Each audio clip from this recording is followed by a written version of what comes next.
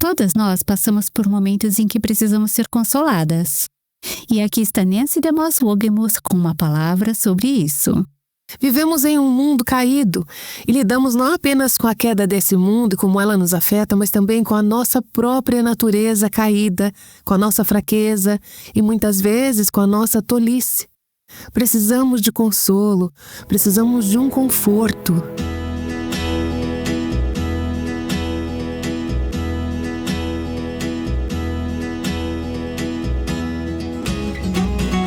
Este é o Aviva Nossos Corações, com Nancy DeMoss Wolgemuth, autora do devocional A Sós com Deus, na voz de Renata Santos.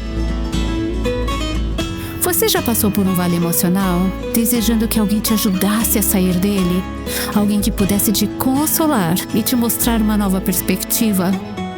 No começo da história do Natal, uma nação inteira, na verdade, o mundo inteiro estava nessa situação. E hoje, Nancy vai nos descrever o maior ato de consolo de todos os tempos.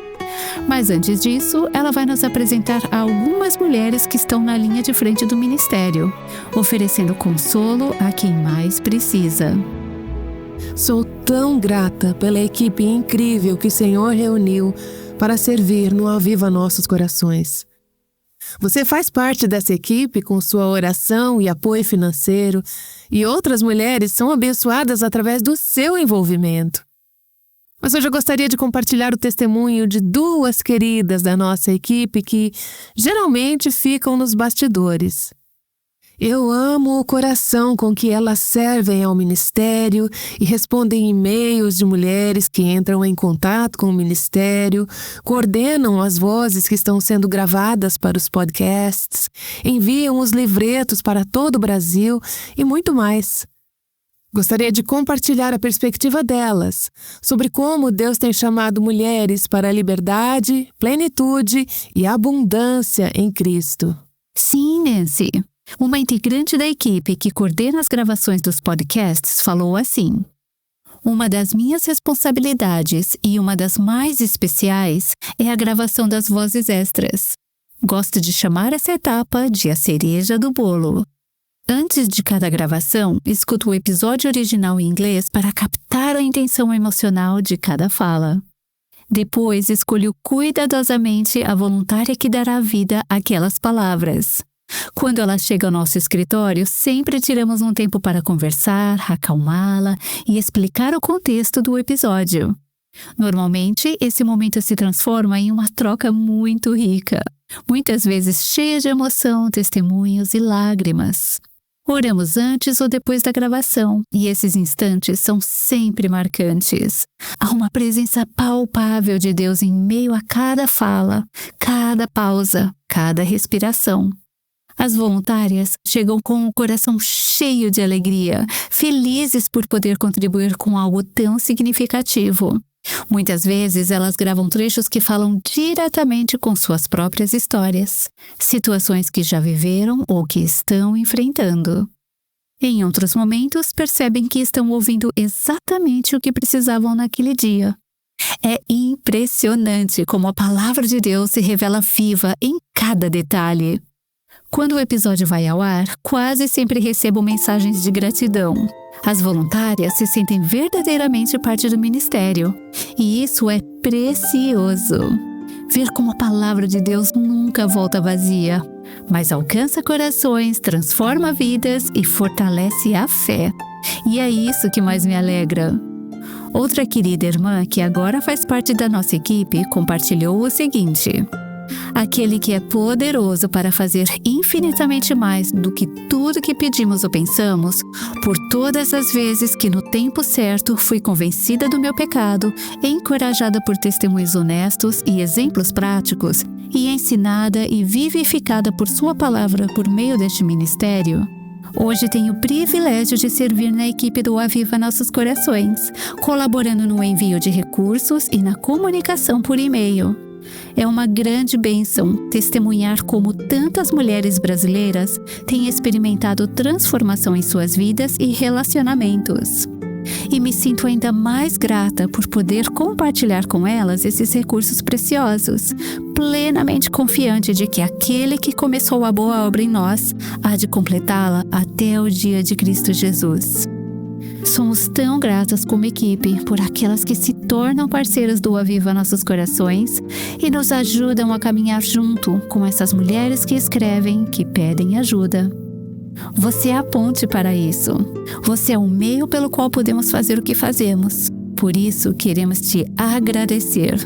Obrigada por nos apoiar financeiramente e por orar pelo Ministério Aviva Nossos Corações.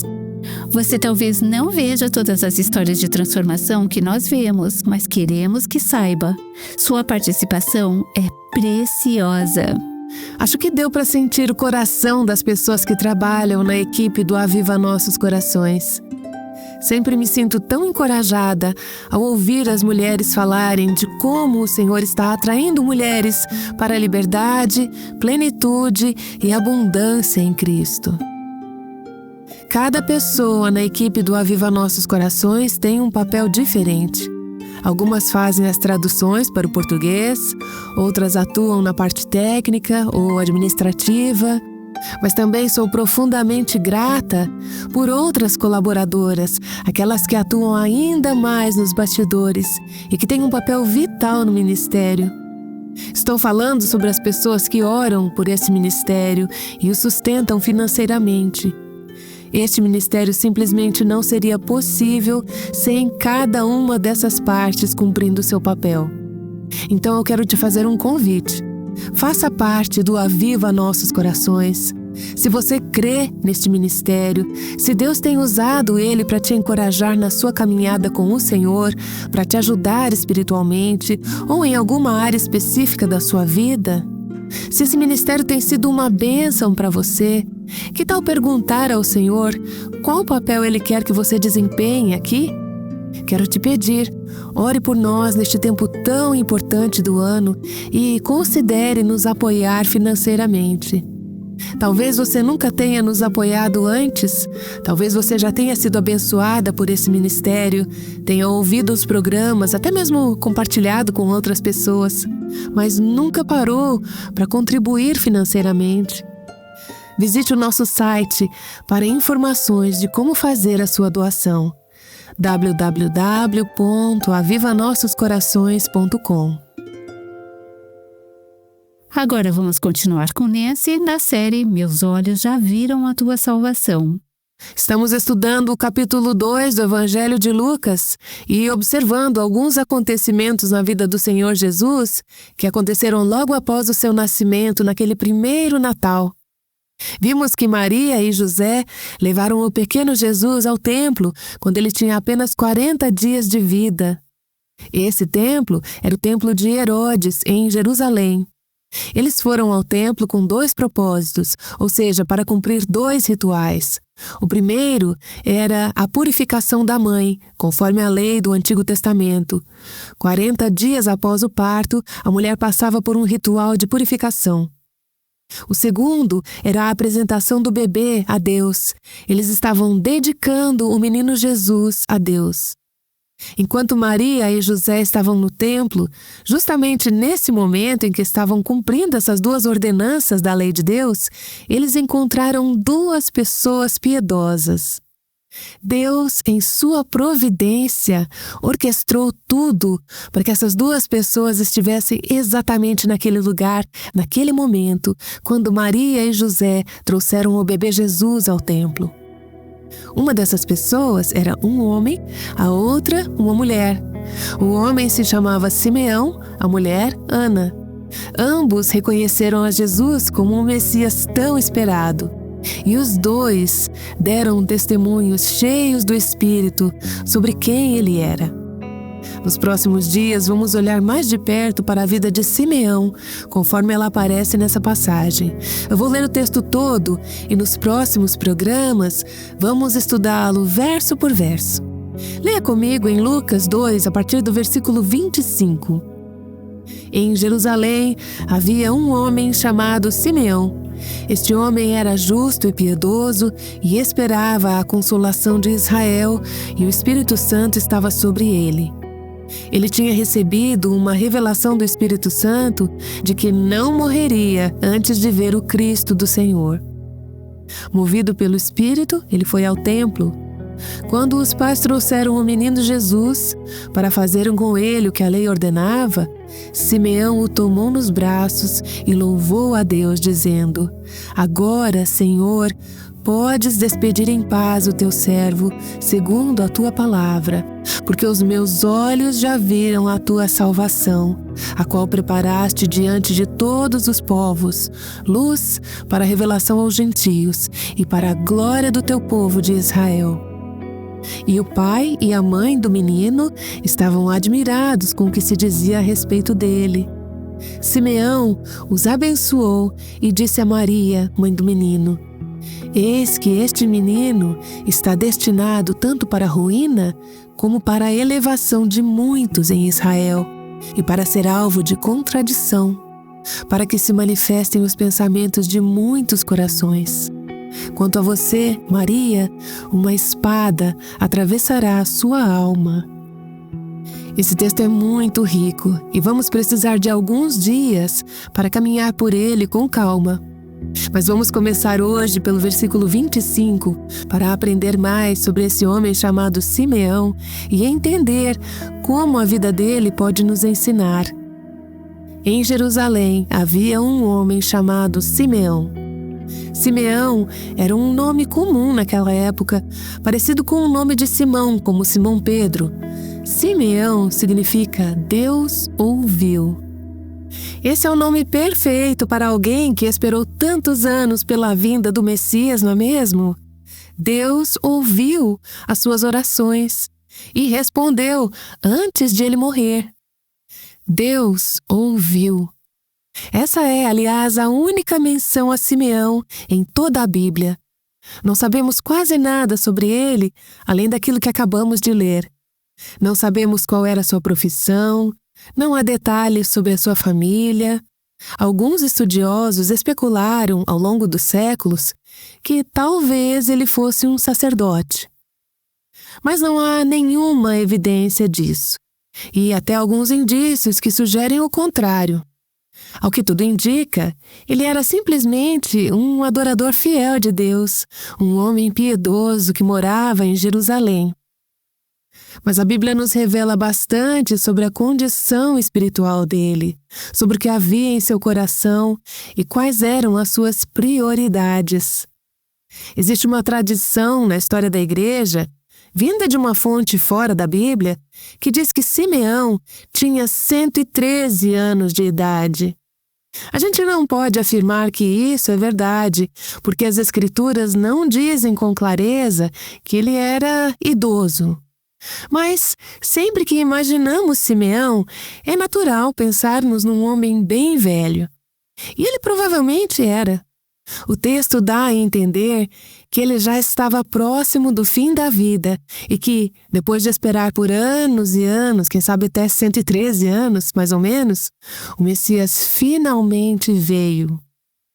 Isso se encaixa bem com o padrão que vemos em Lucas, capítulos 1 e 2, onde apareceram vários idosos piedosos, como Isabel, Zacarias, Simeão e Ana. Essas pessoas representam a esperança do antigo pacto, os que ansiavam pela chegada de Cristo. E, com a vinda de Jesus, elas têm o privilégio de testemunhar o início do novo pacto. Temos 3 detalhes sobre ele no versículo 25. Ele era justo e devoto e uma pessoa piedosa. Ele aguardava a consolação de Israel. Era um homem paciente, era piedoso e também esperançoso. O Espírito Santo estava sobre ele estava cheio do Espírito Santo, do poder e da presença de Deus. Vamos ver 3 características: justo e devoto, aguardando a consolação de Israel, e o Espírito Santo estava sobre ele. Essas características o diferenciavam da maioria das pessoas de sua época. Elas faziam com que ele se destacasse. Aliás, se essas 3 características estiverem presentes em sua vida, você também vai se destacar. Na época de Simeão, muitos judeus apenas seguiam os rituais religiosos, mas não eram justos e devotos de verdade. A maioria não estava aguardando o Messias com anseio, e o Espírito Santo não estava presente na vida da maioria. Se essas 3 coisas forem verdadeiras a seu respeito, elas certamente a tornam diferente de muitas outras mulheres na sua igreja hoje. Elas não a tornam superior, apenas te destacam. Às vezes você se pergunta se está seguindo ao Senhor. Eu me sinto tão diferente de todos ao meu redor. Algumas das pessoas que eu conheço que se dizem cristãs não têm coração, nem fome por coisas espirituais. Não demonstram nenhuma vida espiritual. Às vezes você começa a pensar: será que sou eu que estou louca? Bem, não. É o mundo que está fora de sintonia. É um mundo que está fora de ordem e hoje, infelizmente, até mesmo muitos no mundo cristão não seriam caracterizados por essas marcas. Simeão era, e a sua vida se torna para nós um exemplo maravilhoso do tipo de coração que desejamos ter como cristãs em Cristo. Então, vamos analisar cada uma dessas 3 características e discutir como elas podem se aplicar a nós. Primeiro, vemos que ele era justo e devoto. Justo e devoto. O fato de que ele era justo fala de seu relacionamento com seus semelhantes, e o fato de que ele era devoto fala sobre seu relacionamento com Deus. O justo é o relacionamento horizontal. O devoto é o relacionamento vertical, seu relacionamento com Deus. Portanto, ele era justo para com os homens, ele tinha um caráter justo, um comportamento justo, ele agia com retidão para com os outros. Mas ele também tinha um coração piedoso para com Deus. Ele tinha um coração devoto. Ele era devoto em seu relacionamento com Deus.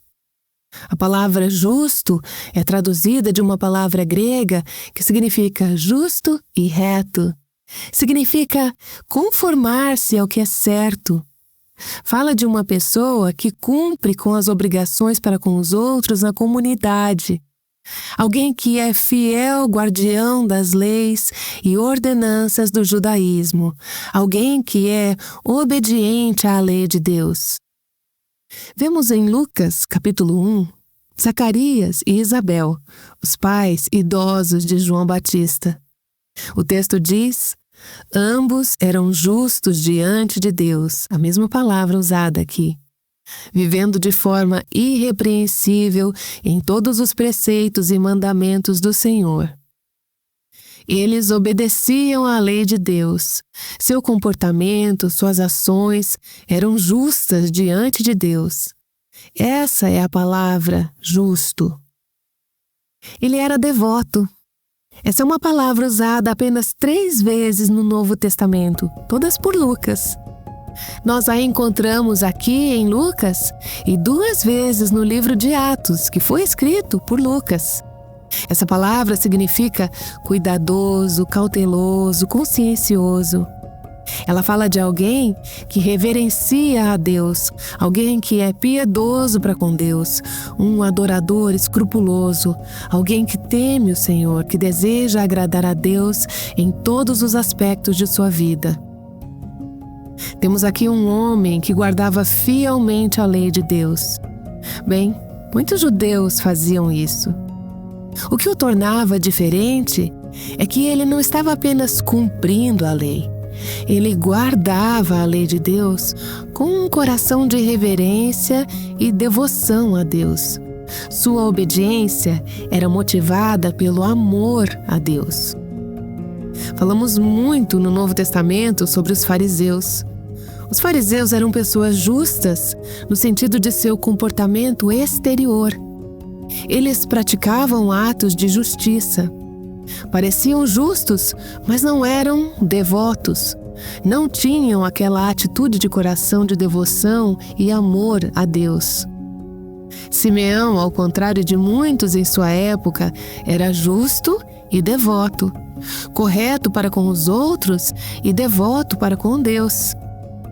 Às vezes, ao olharmos ao redor, inclusive no meio cristão, podemos nos sentir desanimadas ao perceber que há poucos exemplos de homens e mulheres comprometidos com uma vida piedosa. Nota-se também uma tendência comum das pessoas seguirem seus próprios caminhos e prioridades, o que é algo bastante presente na realidade atual.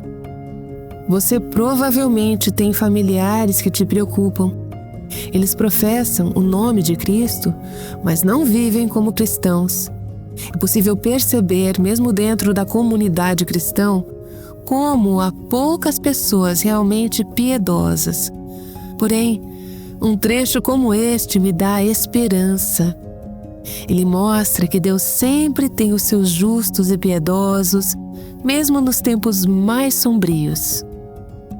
Na verdade, J.C. Ryle, um comentarista antigo, escreveu em seu comentário sobre esta passagem: vemos, no caso de Simeão, como Deus tem pessoas cristãs, mesmo nos piores lugares e nos tempos mais sombrios.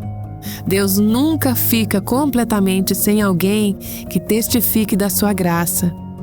Que possamos crer que a graça pode viver e florescer mesmo nas circunstâncias mais desfavoráveis. Há mais Simeões no mundo do que pensamos. Quando olhamos para esse período, que era um tempo muito sombrio na história espiritual de Israel, vemos que Deus tinha pessoas como Isabel, Zacarias, Simeão e Ana. Pessoas que ansiavam por Cristo. Pessoas que eram justas e piedosas. Gente que tinha um coração sedento por Deus. Riley disse: lembre-se, há mais Simeões do que você imagina. Não são muitos. Deus sempre trabalha por meio de um remanescente. Ele não precisa de muitos, mas sempre há alguns. Isso encoraja meu coração. Vemos que Simeão era justo e devoto. E em segundo lugar, vemos no versículo 25 que ele esperava a consolação de Israel. Vou me deter um pouco nessa expressão pelo resto desta sessão e também na próxima. Hoje vou falar sobre a consolação de Israel. Na próxima sessão, vou focar apenas na palavra esperava. Esperar. Isso é algo difícil para nós. Se você está achando difícil esperar pela ação de Deus, então não deixe de nos acompanhar na próxima sessão do Aviva Nossos Corações. A consolação de Israel. Isso era o que Simeão estava esperando. O pano de fundo aqui é que ele vinha esperando por muito tempo. Não era algo recente. Era um peso antigo, um anseio que morava em seu coração. A consolação de Israel é uma referência ao Messias. Simeão esperava pela vinda do Messias. Israel estava oprimido, tanto politicamente quanto, mais importante, espiritualmente. Era um tempo sombrio para a nação de Israel. Essa consolação de Israel era um conceito do Antigo Testamento que se referia ao Messias como a esperança de libertação de Israel. Os israelitas criam que o Messias traria a libertação e o consolo que eles precisavam para serem resgatados da sua escuridão e opressão. A palavra consolação vem de um termo grego que significa conforto. É da mesma raiz usada no Evangelho de João para falar do Espírito Santo como nosso Consolador, aquele que vem ao nosso lado em nossa condição de necessidade e nos conforta. Simeão estava esperando pela consolação de Israel. Aqui vemos um retrato do fato de que Cristo faz parte da Trindade. Ele é um com o Espírito Santo, um com o Pai. o Deus que nos consola em nossa escuridão e aflição. Ele é a consolação de Israel. E o fato de que Israel precisava de consolo mostra que esse era um tempo de luto, tristeza, perda e dor. Sentimos isso também no nosso mundo. Sentimos a necessidade de consolo. Temos todas as celebrações de Natal acontecendo, festas e risadas. Mas você também sente, como eu sinto, que as pessoas estão de coração pesado. Elas precisam do consolo que só Cristo pode trazer. Recebi mais mensagens por e-mail nesta última semana de pessoas, boas pessoas, piedosas, que estão sofrendo, estão enfrentando dor, dificuldade e angústia. Elas precisam de consolo, precisam do consolo que só Cristo pode oferecer. Vivemos em um mundo caído. Lidamos não apenas com a queda deste mundo e como isso nos afeta enquanto vivemos aqui, mas lidamos com a nossa própria queda, com a nossa fraqueza e com a nossa tolice. Nós precisamos de consolo, precisamos de um conforto. Simeão, em seu louvor e sua oração, demonstra um profundo conhecimento do Antigo Testamento, especialmente do livro de Isaías. Abra sua Bíblia comigo no livro de Isaías. Eu quero te mostrar que 700 anos antes de Simeão viver, Deus já havia feito, por meio do profeta Isaías, muitas promessas de que enviaria um Consolador, a consolação de Israel. Isaías capítulo 40. Quero que você veja comigo algumas passagens desse livro. Você vai perceber o fio condutor aqui. Deus prometeu enviar um Consolador. Isaías 40, 1 e 2 diz: Consolem, consolem o meu povo, diz o Deus de vocês. Falem ao coração de Jerusalém e anunciem que o tempo da sua escravidão já acabou, que a sua iniquidade está perdoada. Então Deus promete que haverá fim para a guerra, haverá fim para o pecado e para a queda. Eu providenciarei consolo para o meu povo. Agora vai um pouquinho mais à frente, até o capítulo 49 de Isaías. Isaías 49, versículo 13.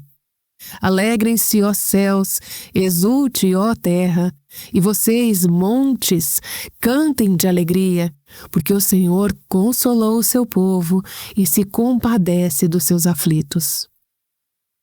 Deus tem um coração terno para com os aflitos, para com o seu povo. Ele promete ter compaixão deles e enviar-lhes consolo. Depois vai para o capítulo 52 de Isaías e você verá essa linha de pensamento continuar. Isaías 52, versículo 9, mais uma vez, traz o tema da alegria. Gritem de alegria e juntas exultem, ó ruínas de Jerusalém, porque o Senhor consolou o seu povo, ele remiu Jerusalém. Deus prometeu consolar o seu povo, aqueles que choravam e lamentavam. Suas lágrimas seriam transformadas em alegria. Eles iriam romper em cânticos. E mais uma, veja o capítulo 61 de Isaías. Isaías, capítulo 61, a partir do versículo 1. Esse é, na verdade, um trecho profético ou messiânico que se refere a Cristo, o Messias, a futura consolação de Israel. Ele diz: O Espírito do Senhor Deus está sobre mim, porque o Senhor me ungiu para pregar boas novas aos pobres. Enviou-me para curar os quebrantados de coração. Isso soa como consolo, não é?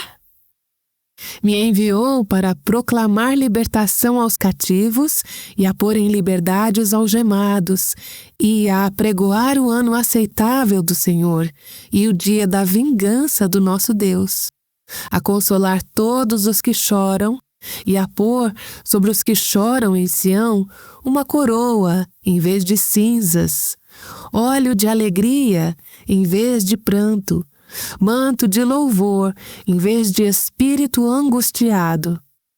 Esse é o grande intercâmbio de Deus. Ele veio para tomar o nosso desespero, o nosso luto, o nosso choro, nossas cinzas e, no lugar disso, nos dar uma coroa de beleza, o óleo da alegria e um manto de louvor. Eles serão chamados carvalhos de justiça, plantados pelo Senhor para a sua glória. Deus enviou consolo ao mundo, não apenas para que fôssemos confortadas, não apenas para que fôssemos felizes, mas para que a nossa vida refletisse a grandeza de Deus, para que, ao nos verem sendo consolados em meio à aflição, as pessoas digam: Deus é grande, Deus é bom, e assim glorifiquem a Deus ao verem o consolo dele em nós. Agora, Simeão estava esperando, ansiando e, sem dúvida, orando pela consolação de Israel. Mas isso não significa que toda a nação judaica encontraria consolo e conforto em Cristo. Na verdade, a nação como um todo, naquele tempo, estava corrompida e rejeitou a Cristo. O próprio Cristo disse que veio trazer espada. Ele veio trazer julgamento sobre aqueles que se recusam a crer. Ele não é o consolo e o conforto de todos os judeus. Ele é a consolação daqueles que são o verdadeiro Israel espiritual, daqueles que Deus escolheu e chamou, tanto judeus quanto gentios, incluindo nós. Aqueles que choram e se entristecem por causa do seu pecado. Ele promete que vai consolá-los. Aqueles que se voltam para Ele em busca de consolo e recebem a sua consolação. Esses são os que receberão seu conforto. Ao olharmos para as Escrituras do Antigo e do Novo Testamento, vemos que temos um Deus que se importa com quem está sofrendo, um Deus que se importa com quem está de luto. Tenho várias amigas neste momento que estão chorando por circunstâncias da vida realmente difíceis, fora do controle delas. Algumas estão aqui hoje. Olho nos olhos de vocês e em algumas de vocês já vi lágrimas, já orei junto, já tentei sustentá-las nesse tempo tão difícil. Posso te dizer uma coisa? Deus vê, Deus sabe. E Deus se importa. Ele é a consolação de Israel. Ele é sensível à sua dor. Ele conhece e Ele cuida de você. E posso te lembrar que Ele é o Deus de toda consolação. Ele é o Deus de toda consolação. Segundo aos Coríntios, capítulo 1, nos diz: Bendito seja o Deus e Pai de nosso Senhor Jesus Cristo, o Pai de misericórdias e Deus de toda consolação. Deus é o Deus que prometeu consolar aquelas que estão de luto. Eu quero te lembrar também que o próprio Cristo, aquele que nasceu como bebê e cujo nascimento celebramos no Natal, é a consolação de Israel. Você nunca vai encontrar consolo e conforto verdadeiro em nada ou em ninguém além de Cristo. Agora, você pode até encontrar um tipo de consolo passageiro, momentâneo, através da bebida, do álcool, do sexo, de festas, de diversão, do trabalho, da comida. Tantas formas humanas, ou mesmo em amigas. Sim, essas coisas podem oferecer um alívio temporário, um conforto superficial. Mas, se você deseja um consolo verdadeiro, você precisa ir àquele que é de fato a consolação de Israel. Ele é o seu consolo na tristeza? Talvez você não esteja passando por nada extremamente traumático neste momento. E você pode até pensar: eu não entendo por que tantas amigas estão tristes, eu estou bem. Mas sabe de uma coisa? Só de viver neste mundo caído já é uma dor. E se você não está sofrendo agora, um dia estará. Este é um mundo quebrado, um mundo caído, bagunçado, oprimido, deprimido. Mas no meio de tudo isso, o povo de Deus pode ter consolo e conforto. Mesmo por meio das lágrimas, você pode encontrar consolo. Ele é o seu consolo. Nesse tempo de Natal, você tem buscado a Ele para confortar o seu coração? Você tem buscado nele encorajamento, graça? Ou está buscando em outras coisas? Nada menos do que Ele será suficiente. Nada mais será suficiente. Cristo é a consolação de Israel.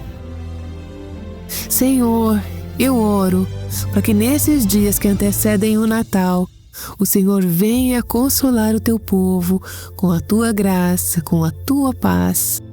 Que possamos nos voltar para Cristo, não primeiramente para outras pessoas, não para coisas, não para experiências. Eu sei que há muitas pessoas que durante essas semanas vão viver de um alto para o outro, pulando de uma emoção para a próxima. Mas assim que o Natal e o Ano Novo passarem, vão se encontrar lá embaixo, no fundo, olhando para cima, sentindo-se tristes, desanimadas, deprimidas, como tantas sentem. Porque estavam buscando conforto em qualquer lugar ou pessoa que não fosse o Senhor. Então, Senhor, levantamos os nossos olhos, mesmo que em alguns casos eles estejam cheios de lágrimas, e dizemos: o Senhor é suficiente, o Senhor é o nosso consolo, o Senhor pode nos dar graça e consolo. Nós te bendizemos por isso, em nome de Jesus. Amém. Nancy DeMoss Wogemuth tem nos conectado com a verdadeira fonte de consolo. Essa mensagem faz parte da série Meus Olhos Já Viram a Tua Salvação. Essa série é perfeita para o tempo de Natal. E se você perdeu alguma parte, eu espero que você ouça cada programa no site avivanossoscorações.com. Você já achou difícil esperar? Amanhã, Nancy vai nos mostrar como o Natal está profundamente conectado com o conceito bíblico de esperar. Esperamos você de novo amanhã, aqui no Aviva Nossos Corações.